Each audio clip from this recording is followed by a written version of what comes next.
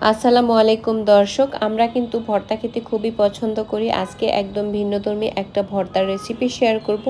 আজকে তৈরি করে দেখাবো ফুলকপি টমেটোর ভর্তা। খুবই মজা হয় এই ভর্তাটা খেতে। আজকের এই ভর্তাটা আমি কিভাবে তৈরি করেছি জানার জন্য পুরো ভিডিওটি প্রথম থেকে শেষ পর্যন্ত দেখার অনুরোধ থাকলো।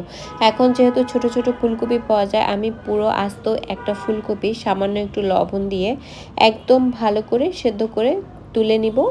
এরপরে ভর্তা তৈরি করার জন্য কয়েকটা শুকনো মরিচ একটু টেলে নিব, আর মরিচটা এই পরিমাণে নিব যে যেমন ঝাল খেতে ভালোবাসি ওই অনুযায়ী মরিচটা ভেজে নিব। এখন আমি ভর্তার মধ্যে দেওয়ার জন্য আমি 3 ফালি টমেটো নিয়েছি। এটাকে সহ পেঁয়াজ কুচি আর রসুন কুচি একসাথে আমি একটু ভেজে নিব। আজকে আমি ভাজা পেঁয়াজ দিয়ে আজকের ভর্তাটা করছি। আপনারা চাইলে কিন্তু কাঁচা পেঁয়াজ দিয়েও ভর্তাটা করে নিতে পারেন।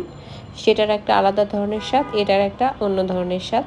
তো এখন আমি এগুলোকে ভেজে তারপরে তুলে নিব। আর আজকে ভর্তা তৈরি করার জন্য সবগুলো উপকরণ আমি একটা প্লেটে সাজিয়ে নিয়েছি।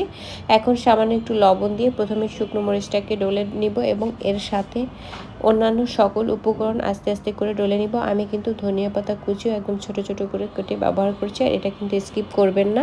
ফুলকপি ভর্তার সাথে ধনিয়া পাতা কুচি কিন্তু খুবই মজা হয়।